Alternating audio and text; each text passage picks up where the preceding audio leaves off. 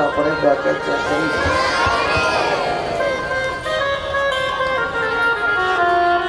ये तीनों लोकन पे न्यारी राधा रानी, राधा रानी, अरे जोर से बोलो ना, हमारी। याद रखिए, ठाकुर हमरे हम है रमण बिहारी के। जब तक भगवान से सच्चा संबंध नहीं जोड़ोगे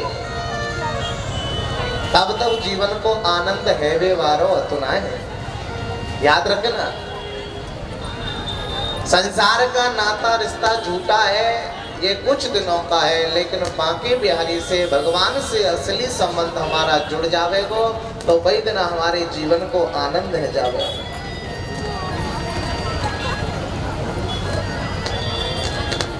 श्री सुखदेव जी कहते हैं भगवान कृष्ण के दूसरे विवाह की तरफ चलते हैं। ध्यान से सुनिए, भगवान की बड़ी विचित्र महिमा का आनंद है प्यारे। जब जब भगवान कृपा करते हैं, जब जब जीवन में आनंद ही आनंद होता है, और ऐसा आनंद हमें कि बस कछु पूछो नहीं। भगवान की असीम कृपा है प्यारे। एक बार जोर से बोलना पड़ेगा जय जय श्री, और जोड़ते बोल दो जय जय। आनंद तब होवे जब भगवान कन्हैया कृपा करते हैं, और जा जा के ऊपर कृपा करी वाको भव से बेड़ा पार है गयो। याद रखना, बागो जीवन धन्य बन गो। आनंद तभी आवे जब आनंद कंद परमात्मा की प्राप्ति है जावे। आहा, याद रखिए कि सत्राजित स्वतनया कृष्णा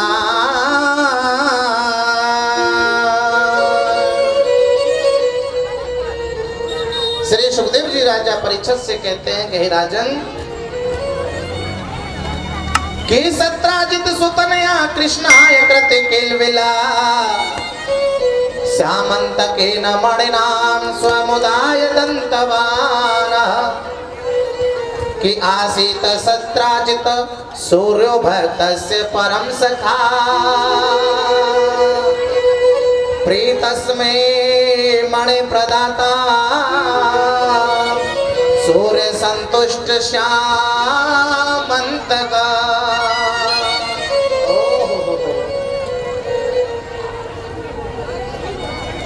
आसीत सत्राजित राजा, द्वारका के निकट एक सत्राजित नाम व्यक्ति रहता था। वो भगवान सूर्य की सेवा करता था, और एक दिन भगवान सूर्य ने प्रसन्न होकर के सत्राजित से कहा, अरे सत्राजित तुम कुछ मांग लो।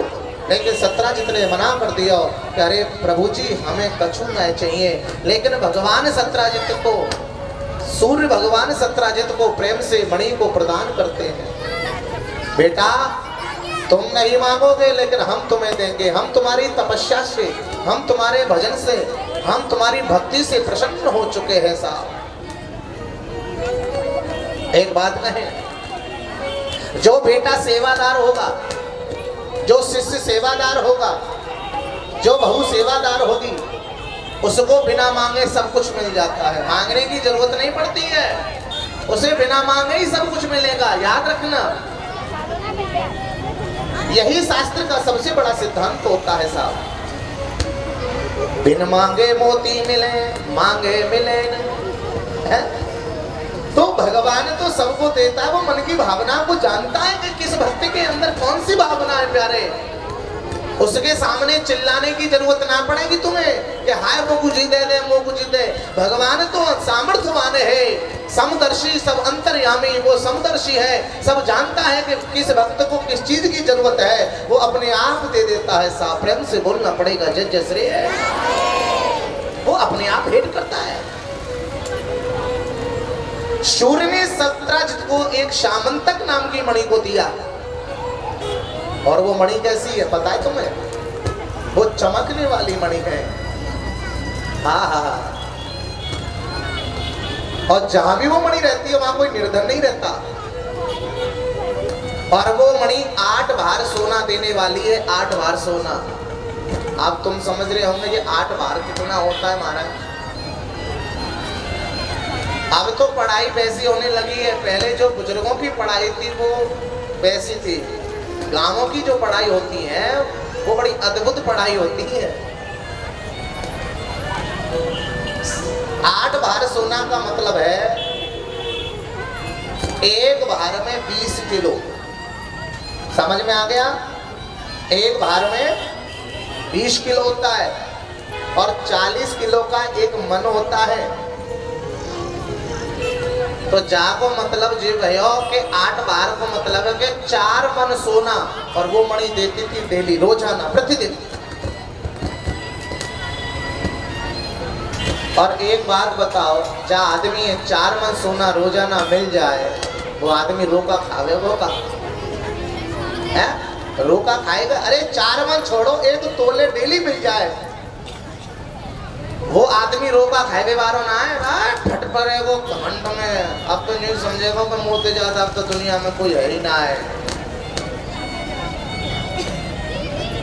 समझ ले हो, उस प्राणी को घमंड हो जाता है। थोड़ा सा धन आ जावे, थोड़ी सी माया मिल जावे, थोड़ा सा पैसा मिल जावे, आदमी घमंड के मारे फटे पड़े महाराज। लेकिन ये भागवत, ये कृष्ण का नाम हमारे अभिमान को दूर करता है। अरे ये संसार की वस्तु हमारी नहीं हो सकती जब ये हमारा शरीर हमारा नहीं है, तो फिर काय पे गुमान करें, काय पे घमंड करें? नहीं करना चाहिए साहब। अरे भगवान ने जैसे दे दियो ठीक है, चाहे भगवान से यही कहो, चाहे तू हमें सुख में रख, चाहे दुख में रख, चाहे फूलों में रख, चाहे कांटों में रख, बस तेरी मर्जी है प्यारे। हम तो तेरी रजामंदी में ही आनंद लेने वाले हैं। ये तेरे जीवन का सबसे बड़ा आनंद होता है। और सुख से दुख से नको अपिदाता, निज कर क्रम कृत कर्म भोग सुन भ्राता। शास्त्र कहता है न कोई किसी को सुख देता है, न कोई किसी को दुख देवे, बस ये सुख दुख अपने कर्मों के आधार पर मिलता है। जैसा कर्म करेगा बंदे वैसा फल पाएगा। ये सुख दुख तो हमें मिलता ही मिलता है। जहाँ सुख है वहाँ दुख है, जहाँ दुख है वहाँ सुख है। लेकिन हिम्मत मत हारिए और भगवान को कभी विसारिए मत। और जो भगवान को भुला देवे, और से कहते हैं महाराज जब ते भगवान की पूजा पाठ कर वो चालू करो, जब ते हमारे जीवन में बड़े बड़े कष्ट आए लगते। भगवान परीक्षा लेता है और उस परीक्षा में तुम उत्तीर्ण हो गए, परीक्षा में पास हो जाओगे, उस दिन मेरा ठाकुर तुम्हें बिना मांगे सर्वस्व दे देगा। दुनिया की सारी खुशियों को तुम्हारी झोली में डाल देगा। यही शास्त्र का सबसे बड़ा आनंद होता है। ये भगवान का नाम ये किस्मत वालों को मिलता है साहब। ये किस्मत वालों को, और तुम भी बड़े किस्मत वाले हो जो भगवान की कथा में बैठे हो साहब। वो दुर्भाग्यशाली होता है जो भगवान की कथा से दूर भागता है, और जिसको भगवान का भजन अच्छा नहीं लगता, जो भगवान की कथा नहीं सुन पाता, वो बड़ा दुर्भाग्यशाली है। इस मनुष्य तन को पाकर के और जाने कब वो भगवान की कथा नहीं सुनी, ऐसे जीवन के लिए धिक्कार है प्यारे। ये कथा और भगवान का नाम तो केवल किस्मत वालों को मिलता है साहब। तुम बड़े किस्मत वाले हो कि किस्मत वालों को मिलता है श्याम तेरा दरबार। किस्मत वालों को मिलता है श्याम तेरा दरबार। ओ किस्मत वालों को मिलता है राम तेरा दरबार। किस्मत वालों को मिलता है श्याम तेरा दरबार। ओ सच्ची सरकार है तेरी, सच्ची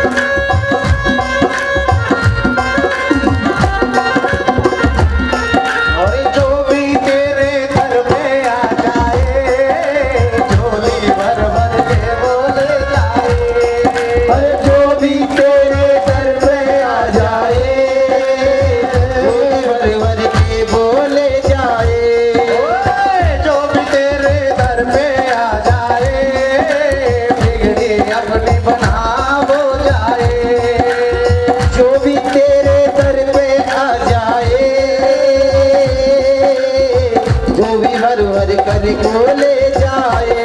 ओ साची सरकार है तेरी, साची सरकार है तेरी, साचा तेरा प्यार किस्मत वालों को मिलता है शाम तेरा दरबार। ओ किस्मत वालों को मिलता है शाम तेरा दरबार। किस्मत वालों को मिलता है भैया तेरा दरबार। किस्मत वालों को मिलता है शाम तेरा दरबार।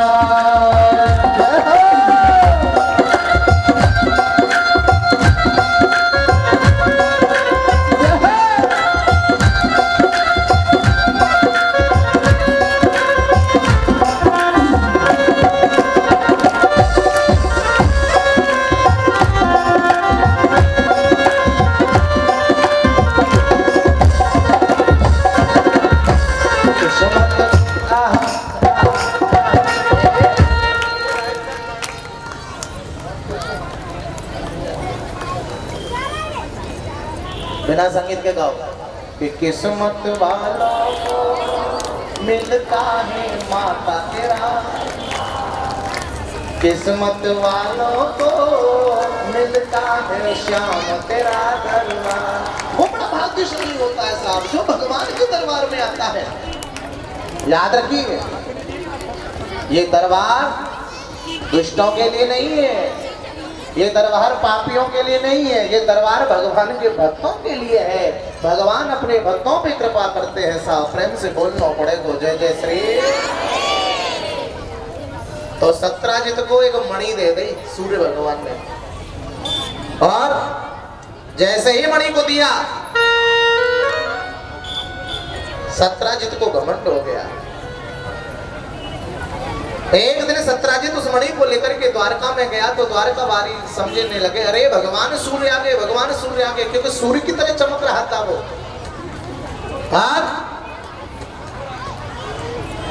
लेकिन भगवान श्याम सुंदर कहते हैं ये सूर्य नहीं, सूर्य का भक्त सत्राजित है। ओ सूर्य का भक्त सत्राजित है। और भगवान कन्हैया ने स्वागत करो, सत्कार करो सत्राजित को। और सत्राजित ने कही देख भैया सत्राजित, ये मणि हमें बहुत अच्छी लगी, इस मणि को हम माल कोष में रखना चाहते हैं, खजाने में रखना चाहते हैं, लेकिन धन दौलत की इच्छा नहीं है। जितना भी मणि ये धन देती है, सोना देती है, हम तुझे दे दिया करेंगे। लेकिन आज सत्राजित ने मना कर दियो और चला गया सत्राजित। लेकिन भगवान ने जबरदस्ती ना करी। देखो भाई यहाँ भगवान कहते हैं कोई हमें प्यार से कोई वस्तु दे दे तो ठीक है, नहीं दे मना कर दे तो भाई मत जबरदस्ती करो। आजकल की दुनिया में मैंने देखा है जो कोई पैसा वाला हो, लट की ताकत ज्यादा हो, शक्तिशाली होता है, तो वो गरीबों की वस्तुओं को जबरदस्ती हड़प करने की सोचता है। भगवान तो त्रिलोकी के नाथ है, त्रिलोकी के स्वामी है, त्रिलोकी के, लेकिन फिर भी भगवान ने जबरदस्ती नहीं करी। श्री सुखदेव जी कहते राजन, सत्राजित का एक भाई है प्रसेनजित। एक दिन प्रसेनजित ने मणि मांगी भैया थे, तो भैया ने उतार के दे दी। जो मणि सत्राजित ने कृष्ण को नहीं दी वो मणि अपने भाई को दे दी। कितना प्रेम है भाई भाई में। जहां सुमति तहां संपत्ति नाना, जहां कुमति तहां विपत्ति निदाना। जहां प्रेम और सुमति है वहां संपत्ति ही संपत्ति है प्यारे, और जहां लड़ाई झगड़ा कलह है वहां विपत्तियों का वास होता है। इसलिए प्रेम से रहिए, प्रेम से। ये भागवत प्रेम सिखाती है।